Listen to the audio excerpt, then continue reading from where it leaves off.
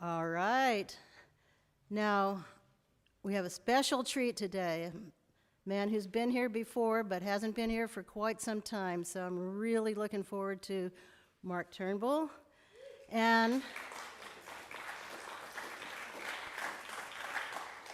to introduce him, we have our own beloved. Thank you. I sort of wrote a lot of stuff down because otherwise I will go on for hours.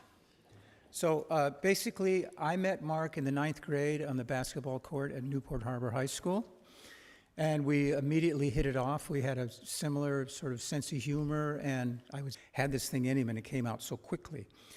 And of course, we were all amazed by the guy, and he was the most likely to succeed in our senior class.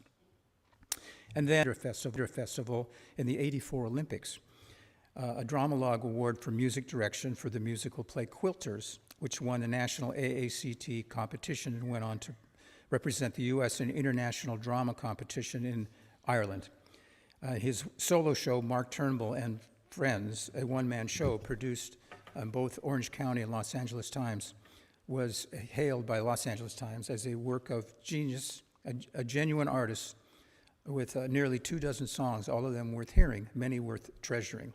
The Times also nominated the show as Best One-Man Show of 1994. So you can, and there's always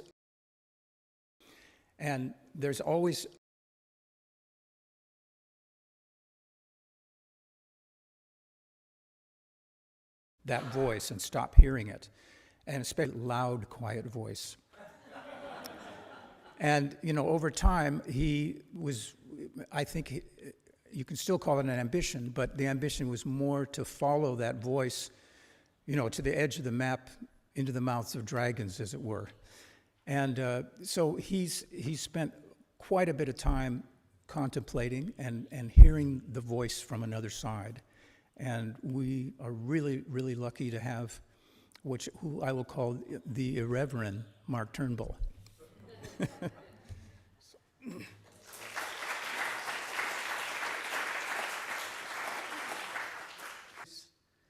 Mark, Michele, and I said, well, I don't think I've ever heard him play, and then Tuesday night I went to the Laguna Beach Cultural Arts Center and heard him play there.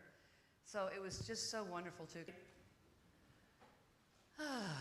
take a deep breath, to just settle in and really be here in this sacred, set-apart place. To us, that spoken word. And it is, as Steve said, sort of wisdom from beyond.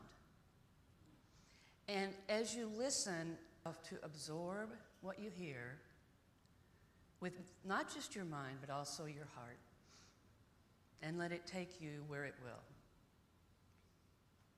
I noticed some of you, come on up. I noticed some of you, come on up.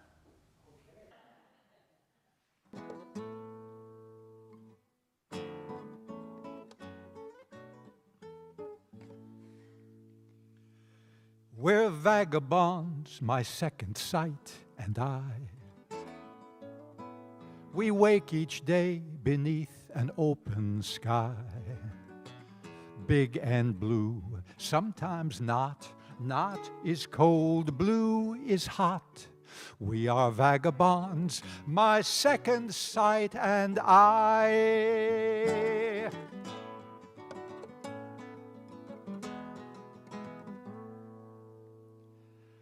The world is calling out with trails to blaze. That path well worn is from our former days. Rise and shine with the sun. One desert to the wood, oh, it does a body good, strolling absolutely free. From the weather in the glen to the heather on the heath, ancient catacombs beneath, heavenly catacombs within. My second sight and I.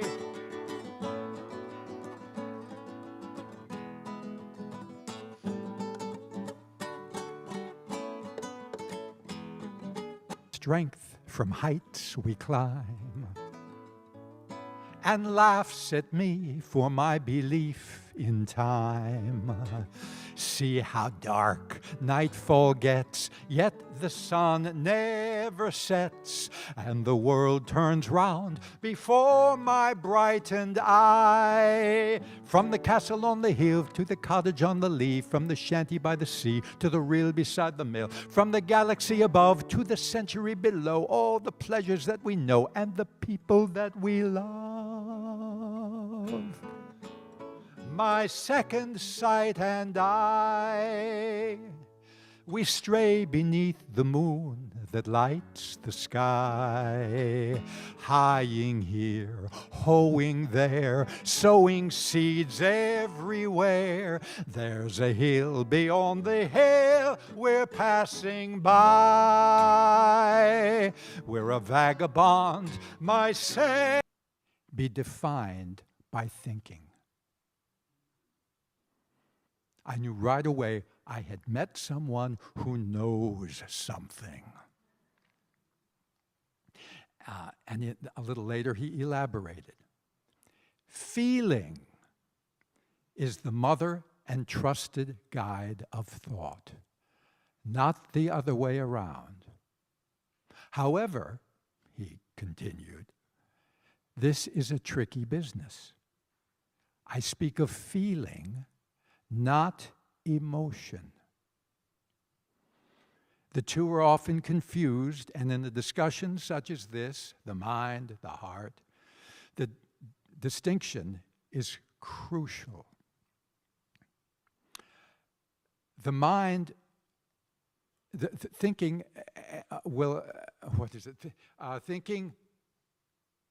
feelings will always work in tandem with the mind. Feelings will always work in tandem with the mind. This is not so with emotions. Emotions take over. No good can come of this.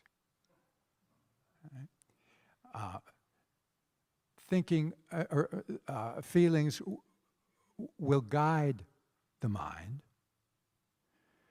Emotions will subvert it. Now, of course, making such a distinction is a challenge in our tumultuous times. What Amundsen calls society's whirling panorama of carnivalistic mayhem. And out of rubble, and what disrupts concentration, raising fragmentation to an art. And what an art, the grand illusion, whose lifeblood is confusion. Though we can stop its rude intrusion, if we will, by seeing beyond this urge to respond and chill with a bit of sitting still. Ah, the resplendence of transcendence. A bit of sitting still.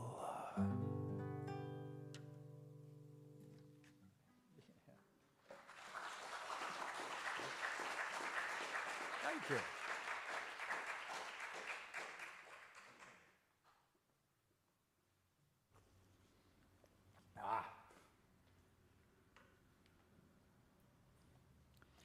March 31st, 2022. Tonight, we shall speak of gratitude. Gratitude is the official decree of the offices of the Most Highs. Gratitude is a love turned back on itself, love brought full circle, and, like the dainty dish in your nursery rhyme, set before the king. To be grateful is to never tire of the banquet constantly before you, whether this or that particular dish is to your liking or not. All the dishes serve their purpose in your education and makeup, and will eventually be appreciated in the fullness of time. Gratitude fortifies you with the proper attitude to appreciate them all. For they have all been, like them or not, prepared with the same attention to detail and care. Gratitude is the single most important element in the pursuit of spirit perfection, the most basic truth in the pantheon of truths relevant to a human life. Remember, the only thing missing from an approach to living bereft of joy and satisfaction is gratitude. Grateful is as grateful does. It's the one element essential to mirroring back heaven to earth, parent to child, spirit to human.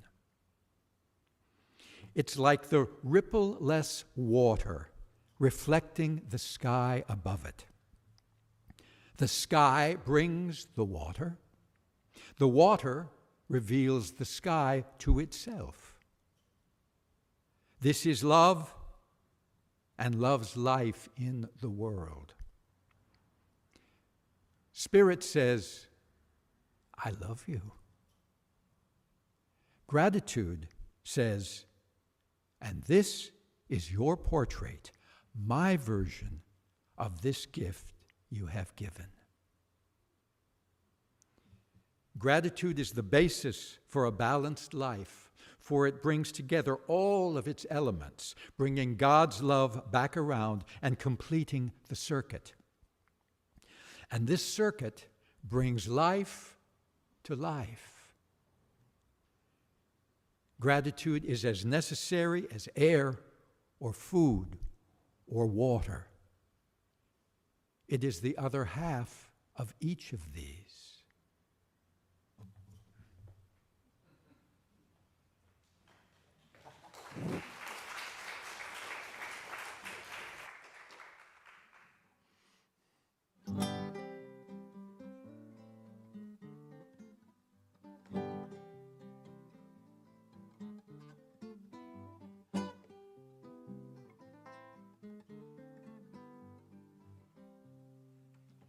It's crazy, isn't it? Kind of funny, isn't it?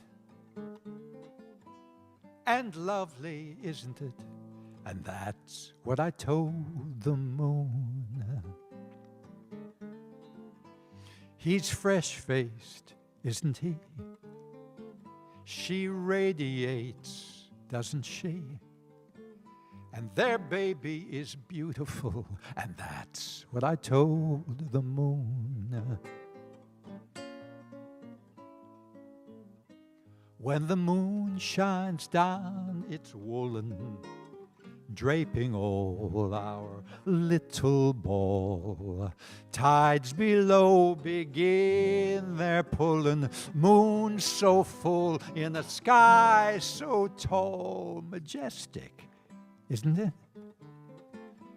Kind of funny, isn't it? It's all like some miracle, and that's what I told the moon.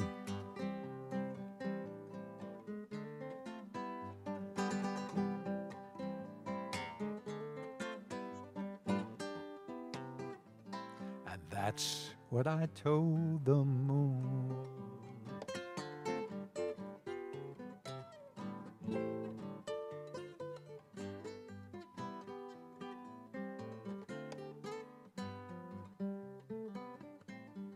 That's what I told the moon.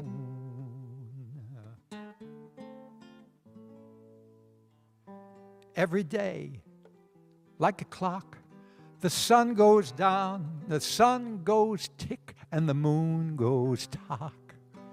Every night, red as wine, the sun goes down so the moon can shine. Impressive, isn't it? Kind of funny, isn't it? It's all like some miracle beyond what the eye can see. At least that's what the moon told me. Told me. It's crazy, isn't it? Kind of funny, isn't it?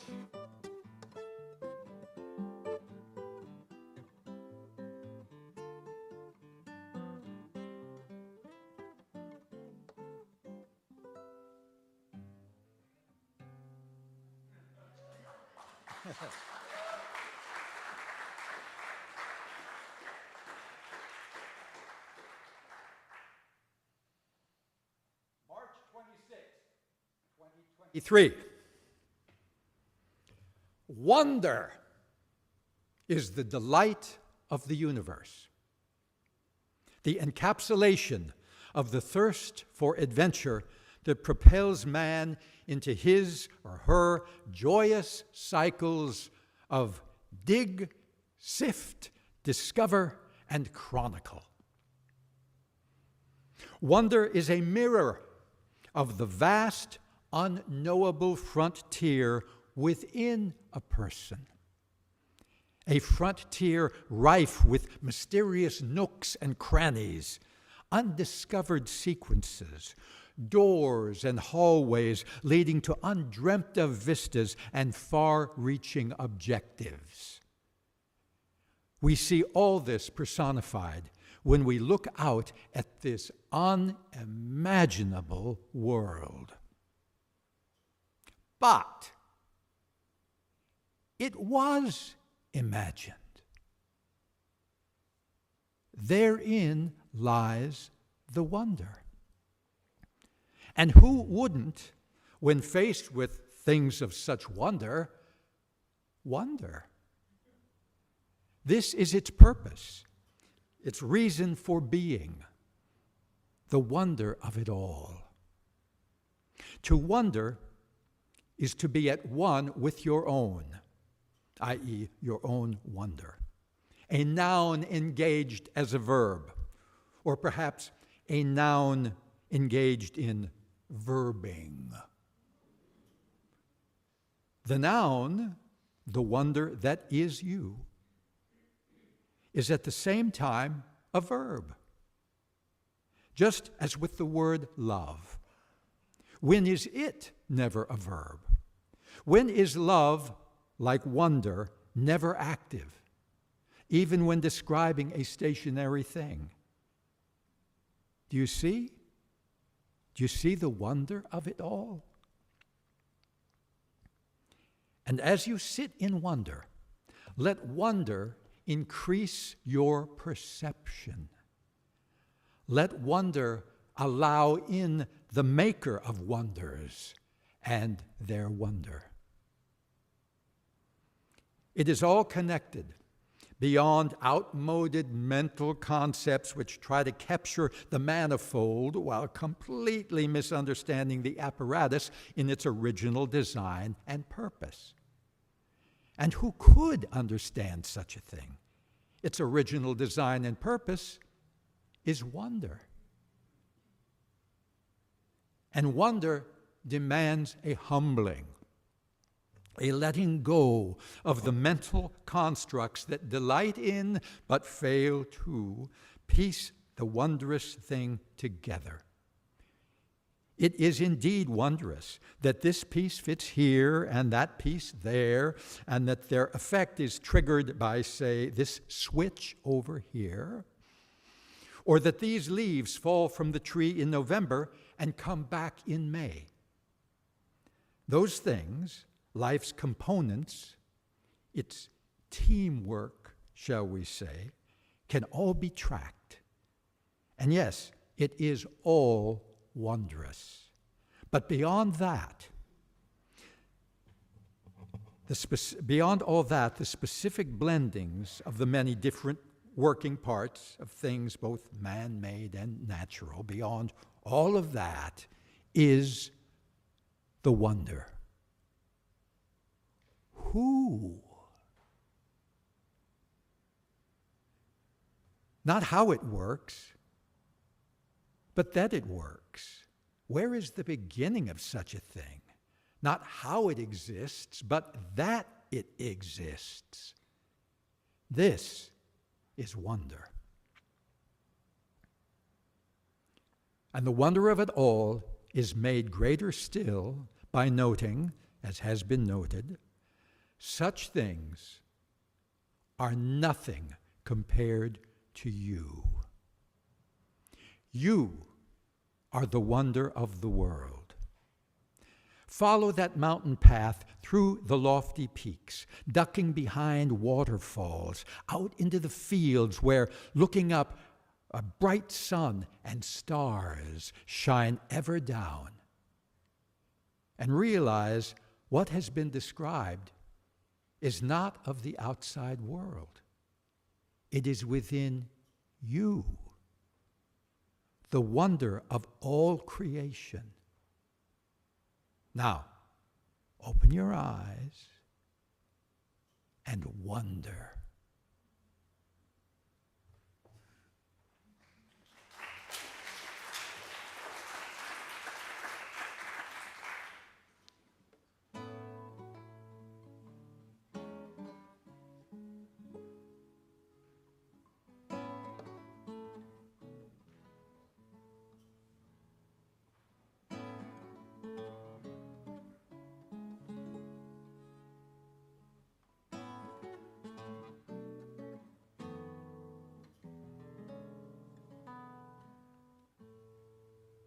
Split the silence in the air. Turn about, there's no one there. Ask the cloud from whence it came, blown by breath with no one's name. Flow the waters cold and wild, forms the dewdrop meek and mild. I walked past, a baby smiled. All bespeaks the simple trust of a child. April 6th, 2022. Trust is to the mind what love is to the heart. Its very substance. To trust in spirit is to blend these two most important pillars.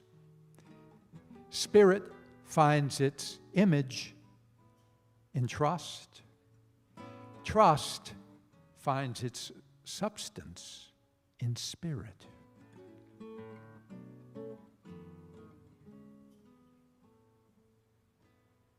Bees belong where flowers flood. Charmed by nectar, flowers' blood.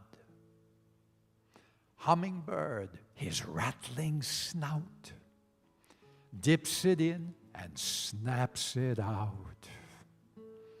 Where the merry blossomed bough dances to the wind's kept vow.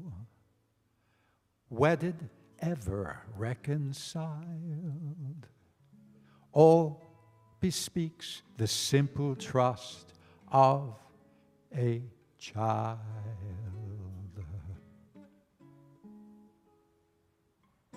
Trust is the experienced side of hope, the resultant claim of faith, the final work of the human spirit bond.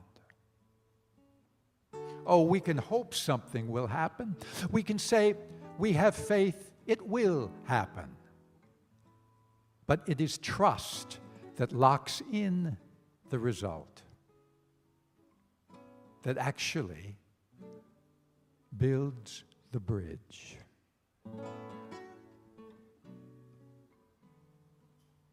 when the sunshine calms the rain, singing sunshine's glad refrain, and the freshly fragrant bowers bring the sore heart peaceful hours, where the stars at night proclaim all on high our Maker's name, there to read it undefiled with the perfect simple trust of the child.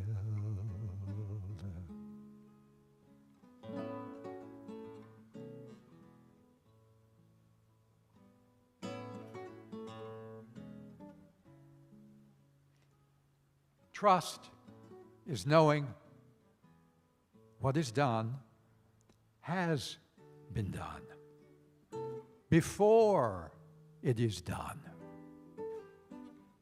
It would appear to be premonition were time an actual thing.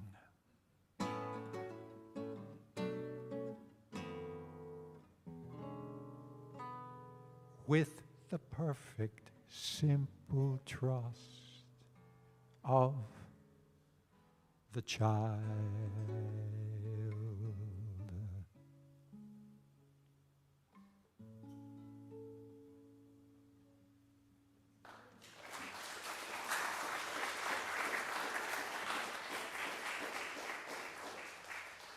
Were time an actual thing? Well, yeah.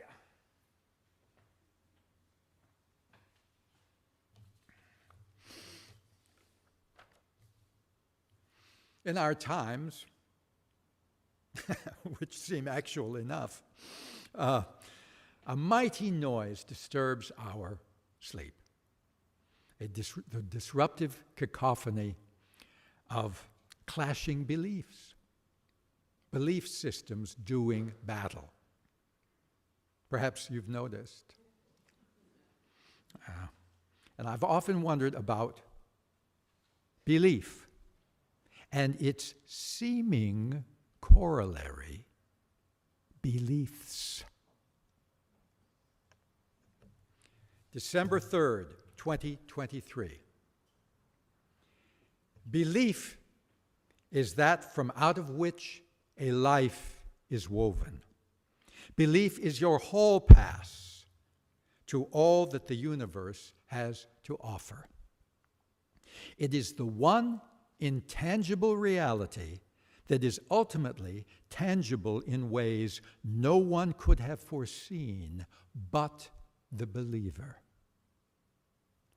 Beliefs are fabrications suggested from without. But belief is a fabricator manifesting from within. The difference between belief and beliefs is primary. The one, belief, is an engine, a creator of worlds. Beliefs are simply choices made within a questioning mind, choices that ultimately manifest as questions themselves until they can be replaced by a larger recognition of that from which the questions sprang in the first place. Belief is the human side of creation, i.e., the act of creating. It is the mechanism that links you up with and locks you into the, parentheses, holy, spirit that is creation, that is energy itself. Nothing gets done without purpose, and nothing of purpose gets done without belief. Spirit in its working clothes. The individual has a choice in this life to follow life to its roots, the engine room, so to speak, to discover for oneself the wheels and gears, the very mechanic, capital M, the very mechanic in charge, or to wallow in, remain simply satisfied with the trappings of a life, disregarding its most powerful tool, a tool that ironically strips away the mere comforting furniture of beliefs. The all-powerful gift of creation, gifted you by its creator, the game changer, belief.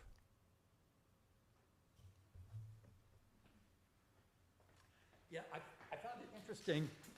Thank you. I thank you. Amundsen thanks you.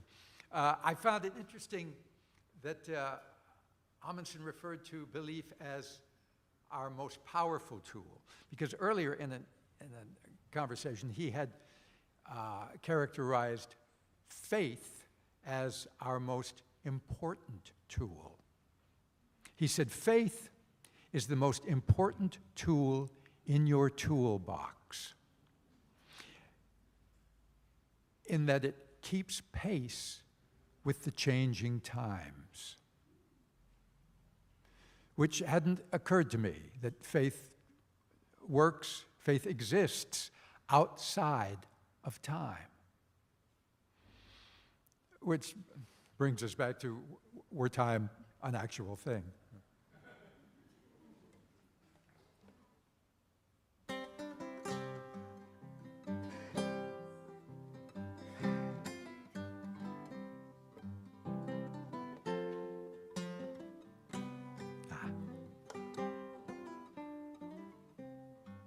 Away with words, a silver tongue. Old William Shakespeare had that song sung. From ancient Rome to Birnam Wood, phrase after phrase he could turn 'em good. Or rather, well, very well. Oh, very well. Look, Hamlet had a few that wouldn't quit. But this, above all, to me, was it. This mortal coil. Has there ever been so right, so apt a phrase as a picture of the gathering of days, where thought and act twist and compact this brimming bowl, offered with the trembling hands of hearts, acknowledging that here is where life starts. Immortal soul, this brimming bowl, these stormy seas, waves breaking blind, so deep, so dark, how thought assaults the mind. This mortal coil, no, we've never found so right, so apt a phrase, a squib of how this mechanism plays concentric rings, taut like springs, delivering, boing, the payload royal, immortal soul,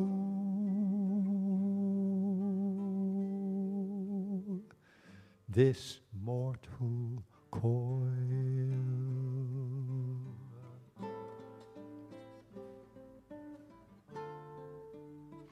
This mortal coil, no, we've never found so right, so apt a phrase, a squib of how this mechanism plays concentric rings, taut like springs, delivering, boing, the payload royal, immortal soul, this mortal coil.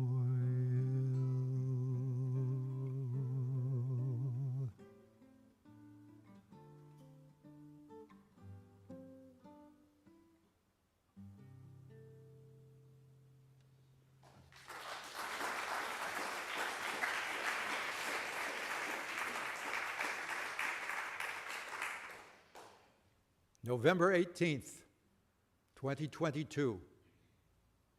Tonight, at your request, the always timely topic of death. Death is the most misunderstood rite of passage in your world today. Its accomplishment can occur in so many different guises: grisly, peaceful, mysterious, welcome, that understanding its significance can be a challenge. The truth of the matter is its simplicity. It's merely shedding one set of raiment for another. As the original raiment, the one worn in the physical reality, when it becomes worn, stretched to the point of no repair, has to be abandoned. What suit of clothes wouldn't? So the subsequent raiment, that which replaces the familiar body of flesh, blood, and bone, is of such a finer material as to be unrecognizable to its former eye, which is the present eye of the mourners and attendees to the newly arrayed but now invisible subject. But just because one set of circumstances is too subtle to be perceived by those in another circumstance does not mean there is nothing to this new, unperceived reality. It merely means it cannot be seen, recognized, addressed. Death is the one universally acknowledged event in the process of living that holds all feet to the fire. It cannot be circumvented, and yet it is an illusion. So the joke, as you might say, is on circumvention itself. To boldly question the very notion of death is the first step in seeing through it. There are two modes of disbelief, though only one is the true one, the fruitful path. You can deny death's existence by asserting that it's entirely too real, the proverbial final curtain, or as Hamlet put it so succinctly, no more. Or you can disbelieve the very notion of an end stop, which is the true way, and find the light now that continues on then. The interior illumination providing life itself within each of us living, who then, when the time comes, shall step effortlessly across as life continues its flow, you being part of it. You practiced it here, and with nary a bump or hitch, you now practice it there. And is there an order of hierarchy at play? Does one need to be amongst the anointed to take advantage of so royal a treatment? No. Those who have an inkling of the process, who practice its foreknowledge consciously now, will likely have an easier time facing the great transition. But the transition's amenities are afforded to all, the frightened, the prepared. As I say, death is probably the most misunderstood aspect of the long ritual of living on so rough and tumble a planet. And yet, in the end, which would seem to be what we're talking about, but understand, it isn't. In the end, it is far simpler for the disembodied than for the bodied.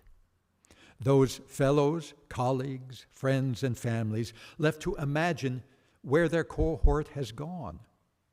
Although, were their eyes sharp enough, their imaginations rich enough, their faith strong enough, their grief would be assuaged instantly and the confusion lifted higher than their understanding of earthly things had ever been.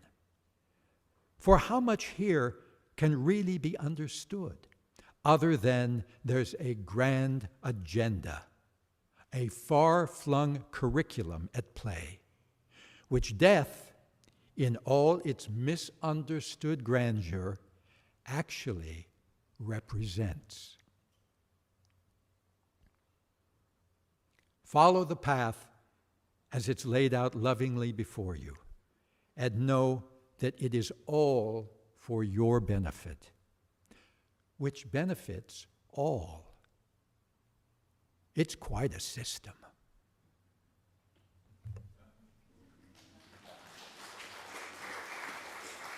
Okay.